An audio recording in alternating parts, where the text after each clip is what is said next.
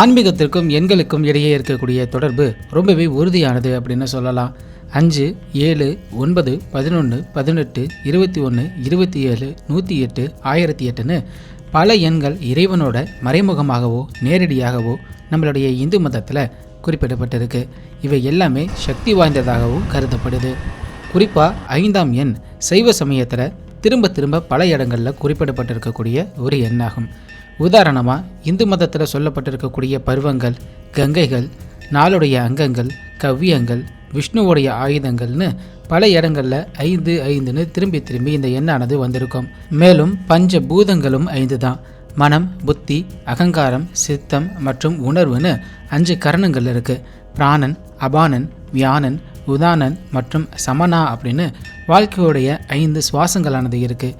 சத்யோஜாதம், வாமதேவம், அகோரம், தத்புருஷம் மற்றும் ஈசானம்னு சிவபெருமானுக்கே 5 தலைகளானது இருக்குது. இப்படி பல இடங்களில் 5 5ன்னு குறிப்பிடப்பட்டிருக்கக்கூடிய இந்த 5 எண்ணில் இருக்கக்கூடிய மற்றொரு முக்கியமான ஒரு விஷயம் அப்படின்னா அது பஞ்ச வைத்திய தலங்கள் அப்படின்னு குறிப்பிடலாம். சிவபெருமான் மட்டுமே வைத்தியநாதர் அப்படிங்கிற பெயரோட தமிழகத்தில் பல திருக்கோயில்களில் இருந்து வரக்கூடிய பக்தர்களுக்கு அருள் பாலிக்கிறாரு. இப்படி சிவபெருமானை வைத்தியநாதராக இருந்து அருள் பாலிக்கக்கூடிய திருக்கோயில்களுக்கு போகும் பொழுது நம்மள்கிட்ட இருக்கக்கூடிய தீர்க்க முடியாத நோய்கள் எல்லாமே தானாக குணமாகும் அப்படின்னு ஒரு நம்பிக்கையானது இருக்குது. தமிழ்நாட்டில் முன்பே குறிப்பிட்டது போல பல இடங்களில் இறைவன் வைத்தியநாதர் அப்படிங்கிற பெயரோட ஒரு பக்தர்களுக்கு அருள் பாலிக்கிறாரு. இருந்தாலும் மருத்துவத்திற்கு புகழ்பெற்ற தன்வந்திரி, அகத்தியர் போன்ற சித்தர்களும் பெரும் மருந்தாளுநர்களும் வழிபட்ட திருக்கோயில்கள் இருக்கு. இவை மற்ற திருக்கோயில்களை விட சற்றே சிறப்பானதாக கருதப்படுது. அகத்தியர் விஜயம் அப்படிங்கிற நூலில் குறிப்பிட்டிருக்கக்கூடிய 5 திருக்கோயில்களையும் ஒரே நாளில் தரிசிப்பதன் மூலயமா பக்தர்களுக்கு எண்ணில் அடங்கா பலன்களானது கிடைக்கும் அப்படின்னு சொல்லப்பட்டிருக்கு. மருந்தாலும் குணப்படுத்த முடியாத நோய்களை கூட இங்கே வந்து இந்த திருத்தலத்தில் இருக்கக்கூடிய இறைவனை தரிசித்தோம் அப்படின்னா அந்த நோய்கள்லாம் குணமடைந்து விடும்னு ஒரு அசைக்க முடியாத நம்பிக்கையும் இங்கே இருக்குது. குறிப்பாக ஆயில்ய நட்சத்திரம் வரக்கூடிய செவ்வாய்க்கிழமைகளில் இந்த திருத்தலங்களுக்கு வந்து நம்ம தரிசனம் செஞ்சோம் அப்படின்னா அது கூடுதல் சிறப்பு வாய்ந்ததாக கருதப்படுது. இந்த 5 திருக்கோயில்களும் தஞ்சை மாநகரை சுற்றி தான் அமைந்திருக்கு. அருள்மிகு ஔஷதபுரீஸ்வரர் இது தஞ்சையிலிருந்து கும்பகோணம் செல்லக்கூடிய வழியில் மாத்தூர் அப்படிங்கிற இடத்துல அமைந்திருக்கு. அருள்மிகு ஆதி வைத்தியநாதர் திருவையாற்றுக்கு அருகே இருக்கக்கூடிய வீரசிங்கம்பேட்டையில் இந்த திருக்கோயிலானது அமைந்திருக்கு. அடுத்ததாக அருள்மிகு ராஜராஜேஸ்வரர் கடக்கடப்பை அப்படிங்கிற இடத்துல இந்த திருக்கோயிலானது இருந்தது. இன்றைக்கி அந்த திருக்கோயில் இருந்த இடத்துல பைபாஸ் இருக்குது அப்படிங்கிறதுனால அந்த திருக்கோயிலில் இருந்த விக்கிரகங்கள் எல்லாத்தையும் எடுத்துகிட்டு போய் பக்கத்தில் இருக்கக்கூடிய மற்றொரு சிவாலயத்தில் வச்சுருக்காங்க. அருள்மிகு பூஜாபதீஸ்வரர் சுரைக்காயூர் அப்படிங்கிற இடத்துல இந்த திருக்கோயிலானது அமைந்திருக்கு. தஞ்சாவூருடைய கீழவாசல் பகுதியில் அருள்மிகு வைத்தியநாதருடைய திருக்கோயிலானது அமைந்திருக்கு. மேலே குறிப்பிடப்பட்டிருக்கக்கூடிய கோயிலில் ஆதி வைத்தியநாதர் கோயிலும் பூமாலை வைத்தியநாதர் கோயிலும் முன்பே நாம் பதிவு செய்திருக்கோம். அதை பார்க்க இந்த பதிவுடைய ஐ பட்டன்லையும் டிஸ்கிரிப்ஷன்லையும் லிங்க் ஆனது கொடுக்கப்பட்டிருக்கு. இந்த வீடியோவை பார்த்து முடிச்சுட்டு அந்த வீடியோவும் பார்த்து பயனடையுங்க. வாங்க பஞ்ச வைத்திய தலங்களில் ஒன்றான மாத்தூர் அருள்மிகு ஔஷதபுரீஸ்வரருடைய திருக்கோயிலை தரிசிக்கலாம். தமிழ் மொழியில் ஔஷதம் இல்லை ஔடதம் அப்படிங்கிற சொல்லுக்கு மருந்து அப்படிங்கிற பொருளானது இருக்குது. இந்த கோயிலில் இருக்கக்கூடிய மூலவர் அனைத்து விதமான நோய்களையும் குணப்படுத்தக்கூடிய வல்லமை பொருந்தியவர், சக்தி பொருந்தியவர் அப்படிங்கிறதுனால இவரை அருள்மிகு ஔஷதபுரீஸ்வரர் அப்படின்னு பக்தர்கள் அழைக்கிறாங்க. மேலும் தமிழ் சித்தர்களில் முதன்மையானவராகவும் சப்த ரிஷிகளில் ஒருவராகவும் கருதப்படும் மருத்துவ மாமேதை அகஸ்திய மாமுனிகள் மூலிகைகள் மற்றும் மருத்துவ அறிவியலில் ரொம்பவே பெரிய நிபுணராக விளங்கியிருக்காரு. இவர் போலவே வைஷ்ணவ பாரம்பரியத்தில் விஷ்ணுவுடைய அவதாரமாக கருதப்படக்கூடிய தன்வந்திரி வானவர்களுடைய மருத்துவராக அறியப்படுறாரு. இவ்விருவருமே வந்து இந்த திருக்கோயிலில் வழிபட்டிருக்காங்க அப்படிங்கிறது இந்த திருத்தலத்துடைய கூடுதல் சிறப்பாக விளங்குது. தஞ்சையிலிருந்து கும்பகோணம் செல்லக்கூடிய அழகான பசுமை பொருந்திய வழியில் இடையே மாத்தூர் அப்படிங்கிற ஒரு சிற்றூரானது அமைந்திருக்கு. இந்த சிற்றூருடைய மையத்தில் தான் இந்த திருக்கோயிலும் அமைந்திருக்கு. அழகிய எளிமையான அமைதியான ஒரு திருக்கோயில். கிராமிய சூழலில் இங்கே வந்ததுமே நமக்கு மன அமைதியை நல்கும் இடமாக இருக்குது. இன்றைக்கி வேணால் பார்க்கும் பொழுது இந்த திருக்கோயிலில் பெரிய பெரிய ராஜகோபுரங்களோ மண்டபங்களோ பெரிய ஒளி அமைப்புகளோ இல்லாமல் இருக்கலாம். ஆனால் சோழர்களுடைய காலத்தில் கட்டப்பட்ட இந்த பழமையான திருக்கோயிலுக்கு பின்னாடி சோழர்களுடைய திருப்பணி, சுந்தர பாண்டியனுடைய திருப்பணி, போசல மன்னன் வீரராமநாதனுடைய திருப்பணி, தஞ்சை ஆண்ட மராட்டிய மன்னர்களுடைய திருப்பணின்னு பல திருப்பணிகள் நடந்ததற்கான சான்றுகளாக சோழர், பாண்டியர், போசலர், மராட்டியர்களுடைய கல்வெட்டுகளானது இந்த திருக்கோயிலில் காணப்படுது. இந்த திருக்கோயிலில் இருக்கக்கூடிய ஒரு கல்வெட்டு மூலியமாக மாத்தூர்னு இன்னைக்கு அறியப்படக்கூடிய இந்த ஊரானது நித்திய வினோத வளநாடு கிளார் கூற்றத்தில் இருந்ததாக முதலாம் குலோத்துங்க சோழனுடைய கல்வெட்டு மூலியமாக அறிய முடியுது. மேலும் இங்கே இருக்கக்கூடிய பல திருக்கோயில்களில் பல மன்னர்கள் இந்த திருக்கோயிலுக்கு செய்திருக்கக்கூடிய அளப்பரிய பல திருப்பணிகளையும் பார்க்க முடியுது. இதெல்லாம் வச்சு பார்க்கும் பொழுது இன்னைக்கு இருக்கக்கூடிய இந்த நிலையை விட ஒரு காலத்தில் இந்த திருக்கோயில் ரொம்பவே சிறப்பானதாக இருந்திருக்கு. இந்த திருக்கோயிலின் நுழைவாயிலின் மேற்பகுதியில் விநாயகர், முருகன், சிவன், பார்வதி மற்றும் ரிஷபத்துடைய சிற்பங்களானது அமைக்கப்பட்டிருக்கு. நுழைவாயிலிருந்து மகாமண்டபம் போகக்கூடிய வழி வரை ஓடுகள் வேயப்பட்ட ஒரு நடைபாதையானது இருக்கு.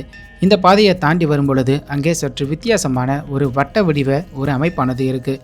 இந்த அமைப்பில் பல இதழ்கள் குவிந்திருக்கக்கூடிய ஒரு மலர் போன்ற தோற்றமும் செதுக்கப்பட்டிருக்கு. இந்த அமைப்பானது துவஜஸ்தம்பத்திற்காக அமைக்கப்பட்டதாக சொல்கிறாங்க. இந்த சக்கரமானது வத்தலகுண்டு ஸ்ரீ குழந்தை விலாச குரு அவர்களுடைய சிவ திருப்பணியாக அமைந்திருக்கு. இந்த பீடத்துடைய மையத்தில் ஸ்ரீ சக்கரமும் ஸ்ரீ காயத்ரி தேவியோடைய யந்திரமும் ஸ்தாபிக்கப்பட்டிருக்கு. அதன் மேலே சூரிய சந்திரன் மற்றும் ஸ்ரீ குழந்தை விலாச குருவோடைய சிற்பமானது இருக்கு. ஸ்ரீ காயத்ரி தேவியோடைய ரூபங்களும் இங்கே இடம்பெற்றிருக்கு. மேலும் ஸ்ரீ துரிய காயத்ரி ஸ்தூப அஷ்டபந்தன பிரதிஷ்டையும் முழுமையாக பெற்ற ஸ்ரீ காயத்ரி மகாபீடத்திற்கு மகா அபிஷேகம் சுபக்கிருது ஆவணி மாதம் 5ஆம் நாள் 21/8 அன்னைக்கு நடைபெற்றதாக இங்கே ஒரு கல்வெட்டானது குறிப்பிட்டிருக்கு. அடுத்ததாக பலிபீடமானது அமைந்திருக்கு. இந்த திருத்தலத்தில் மட்டும்தான் நெற்றிக்கண்ணோட காட்சி தரக்கூடிய ஔஷத நந்தீஸ்வரரை நம்மளால் பார்க்க முடியும். சிவனுக்கு நெற்றிக்கண் இருக்கும், இங்கே நந்தீஸ்வரனுக்கும் நெற்றிக்கண் இருக்கிறது கூடுதல் சிறப்பாக கருதப்படுது. இந்த நந்தியம்பெருமானுடைய வலதுபுறம் இந்த திருத்தலத்துடைய நாயகியாகிய அருள்மிகு பிரகநாயகியுடைய சன்னதியானது அமைந்திருக்கு. இவர்களுடைய சன்னதி அருகேயே நவகிரகங்களுடைய சன்னதியும் அமைந்திருக்கு. அடுத்ததாக மகாமண்டபத்தில் விநாயகரும் வள்ளி தெய்வானை சமேதராக அருள் பாலிக்கக்கூடிய முருகப்பெருமானுடைய சன்னதியும் இருக்குது. இவர்களுக்கு அருகிலேயே தேவார பாடல்கள் பாடியவரும் சமயக்குறவர் நால்வரில் ஒருவருமான சுந்தரருக்கும் அவருடைய மனைவிகளான பறவை நாச்சியார், சங்கிலி நாச்சியார் ஆகியோருடன் இருக்கக்கூடிய தனி சன்னதியானது இருக்குது.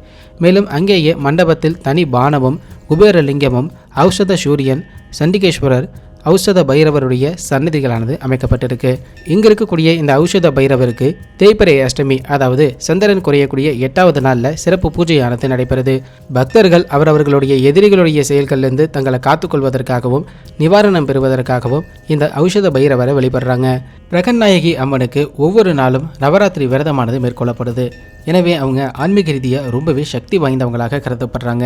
அம்மன் சன்னதியில் ஒரு காயத்ரி யந்திரமும் நிறுவப்பட்டிருக்கு அப்படின்னு சொல்கிறாங்க. இது இவங்களுடைய தெய்வீகத்தன்மையை அதிகமாக அதிகரிக்குது. இந்த திருக்கோயிலில் நமக்கு அருள் பாலிக்கக்கூடிய ஒவ்வொரு இறைவனுடைய பெயருக்கு முன்னாடியும் ஔஷதம் அப்படிங்கிற ஒரு முன்னோட்டானது இருக்குது. நெருங்கியவர்களோடையும் அன்பர்களோடையும் நண்பர்களோடையும் நல்லிணக்கத்தை உறுதிப்படுத்துவதற்காக சனிக்கிழமைகளில் பக்தர்கள் சண்டிகேஸ்வரரை வந்து வழிபடுறாங்க. ஞாயிற்றுக்கிழமைகளில் இந்த திருக்கோயில் இருக்கக்கூடிய ஔஷத சூரிய மூர்த்தியை வழிபடுவதால் நமக்கு இருக்கக்கூடிய கண் நோய்கள்லாம் நிவர்த்தி அடையும் அப்படின்னு ஒரு நம்பிக்கையும் இங்கே இருக்குது. நாகர மற்றும் திராவிட கலைப்பாணிகளின் கலவையாக வேசர விமானத்தினுள் அருள்மிகு ஔஷதபுரீஸ்வரர் வரக்கூடிய பக்தர்களுக்கு அவர்களுடைய நோய்களை தீர்த்து அருள் பாலித்து வராரு. கங்கை போன்ற புனிதமான நதியிலிருந்து தான் இந்த திருக்கோயிலே உருவானது அப்படின்னு ஒரு கருத்தானது இருக்கு. முடிந்தவரை மாத்தூர் அருள்மிகு ஔஷதபுரீஸ்வரருடைய திருக்கோயிலுக்கு நேராக வந்து வழிபடுவதால் உரிய பலன்களானது உங்களுக்கு கிடைக்கும். ஒருவேளை உங்களுடைய உடல் இல்லைனா பொருளாதார ரீதியான காரணங்களால் நேரடியாக உங்களால் இங்கே வர முடியல அப்படின்னா திரையில் தோன்றக்கூடிய தேவார பாசுரங்களை ஓதி இங்கே வந்து வழிபடுவது போல மனதிலேயே நினச்சிக்கங்க. துரிதமான நிவாரணத்தை இறைவன் உங்களுக்கு தந்தருள்வார். அருள்மிகு ஔஷதபுரீஸ்வரரை நீங்கள் நேரில் வந்து தரிசிக்கணும் அப்படின்னா செவ்வாய், சஷ்டி, அஸ்வினி, ஆயில்யம், பிரதோஷம் போன்ற நாட்களில் வந்து இவரை வழிபடலாம். ஏன்னா இத்தகைய நாட்களில் இறைவனுடைய மருத்துவ சக்தியானது அதிகமாக இருக்கும் அப்படின்னு சொல்கிறாங்க. இன்றைய தினங்களில் பல இடங்கள்லேருந்து பல பக்தர்கள் வந்து இந்த திருக்கோயிலில் இறைவனை வழிபட்டு செல்கிறாங்க. திருவிடைமருதூர் அருகே திருக்கற்குடி அப்படிங்கிற திருத்தலமானது அமைந்திருக்கு.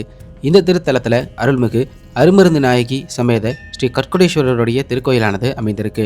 இந்த திருக்கோயிலுக்குரிய திருஞான சம்பந்தருடைய சக்தி வாய்ந்த தேவார பதிகமானது மருந்து வேண்டில் இவை மந்திரங்கள் இவை புரிந்து கேட்கப்படும் புண்ணியங்கள் இவைன்னு தொடங்கக்கூடிய இந்த தேவார பாசுரத்தை 36 முறையும், திருஞான சம்பந்தருடைய திருநீற்று பதிகத்தை 11 பாசுரங்களையும் 3 முறையும் மனமாற கருத்துக்களை உணர்ந்து ஓதி திருநீர், மஞ்சள், குங்குமமிட்டு தொடர்ச்சியாக வழிபட்டு வரக்கூடிய வேளையில் நோய் நிவாரணம் கிட்டும் அப்படின்னு இங்கே ஒரு நம்பிக்கையானது இருக்குது.